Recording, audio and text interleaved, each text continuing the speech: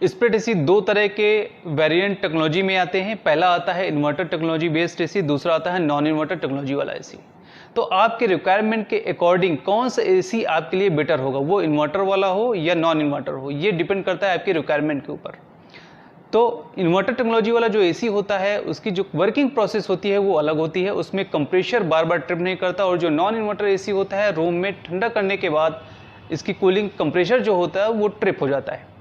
तो आपके रिक्वायरमेंट के अकॉर्डिंग आज मैं अपनी इस वीडियो पे बताऊंगा कि आपके लिए कौन सा एसी बेटर रहेगा, इन्वर्टर वाला या नॉन इन्वर्टर वाला। मैं अभिषेक स्वागत करता हूं अपने इस चैनल पे और बने रहिए मेरे साथ, देखिए वीडियो को लास्ट तक। Thank you.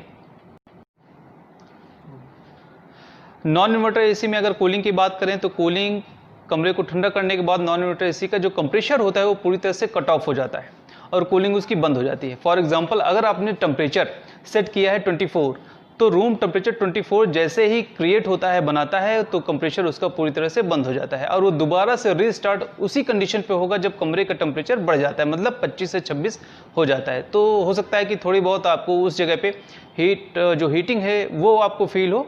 तो आपको क्या करना है कि अगर एसी कम चलाना है, कम यूज़ करना है, तो उस कंडीशन पे नॉन इन्वर्टर टेक्नोलॉजी वाला ही एसी लीजिए। आपको इन्वर्टर टेक्नोलॉजी वाला एसी बिल्कुल भी परचेज करने की जरूरत नहीं है।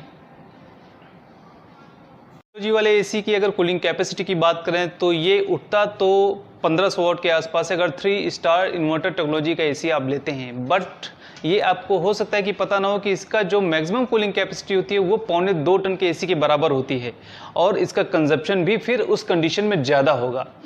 तो ये कंडीशन कैसे आती है, और ये इन्वर्टर एसी जो होता है ये 1.25 टन के बराबर कूलिंग कैपेसिटी जब करता है तो उस कंडीशन पे रूम में क्या कौन कौन सी ऐसी जो कंडीशंस हैं जिसमें आपको देखना है, वो होता है कि जैसे आपने रूम में अगर दरवाज़ा आपने ओपन किया हुआ है, कोई विंडो ओपन है, तो उसको आपको कंप्लीटली क्लोज करना है और कोशिश ये करें कि दरवाज़ा या डोर विंडो जितने भी हैं सारी चीज़ें कंप्लीटली बंद रहें, जिससे कि इन्वर्टर एसी कम पावर कंज्यूम करे और इफिशिएंट कूलिंग आपको प्रोवाइड करे। फॉर एग्जांपल अगर कोई भी इन्वर्टर एसी आप किसी भी ब्रांड का 3 स्टार रेटिंग पे लेते हैं तो उठता है वो 1450-1500 वाट के आसपास, और जब मिनिमम वो चलते चलते कूलिंग करता है, रूम में टेम्परेचर को राइज करता है, तो मिनिमम जो पावर कंजप्शन होता है उसका वो होता है 480 वाट पे। तो कोशिश ये करें कि रूम के सभी जो डोर्स हैं, विंडो हैं, वो कंप्लीटली तरह से क्लोज रहें, जिससे कि एक इफिशिएंट कूलिंग आपको मिल सके। और हाँ, अगर इसमें एसी आपको रेगुलरली ज़्यादा चलाना है, कंटिन्यू यूज़ करना है, तो उस कंडीशन पे ही आपको इन्वर्टर एसी परचेज करना है। जब भी किसी स्टोर पे आप जाते हो एसी परचेज़ करने के लिए, तो वहाँ पे जो सेल्स पर्सन होता है, जो एसी सेलर होता है, वो आपको दोनों तरह के एसी दिखाता है और दोनों तरह के एसी जो कंडीशन होती है वो भी बताता है, बट दोनों का वर्किंग प्रोसेस जो होता है वो अलग अलग होता है।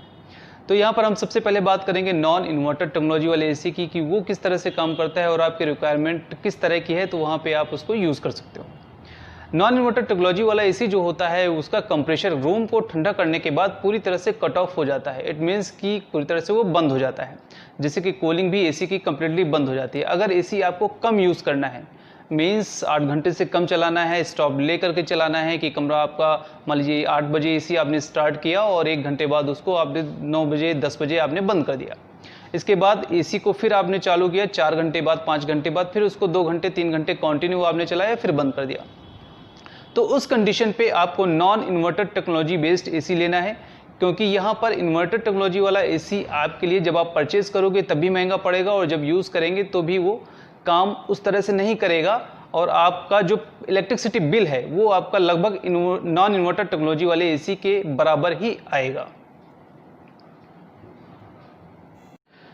तो दोस्तों ये था इन्वर्टर और नॉन इन्वर्टर एसी की टेक्नोलॉजी और वर्किंग प्रोसेस को लेकर के जो वीडियो मैंने बनाया था आपके लिए। अगर आपको कोई क्वेश्चंस पूछना हो, कोई डाउट हो, तो आप मेरे नंबर पे कॉल कर सकते हैं या व्हाट्सएप भी मुझे कर सकते हैं। जो नंबर आपको स्क्रीन पे दिखाई दे रहा है उस पर आप मेरे को व्हाट्सएप करके क्वेश्चन भी पूछ सकते हैं। वीडियो देखने के लिए बहुत बहुत धन्यवाद, और चैनल अगर अच्छा लगा हो तो उसको सब्सक्राइब करना ना भूलें। Thank you.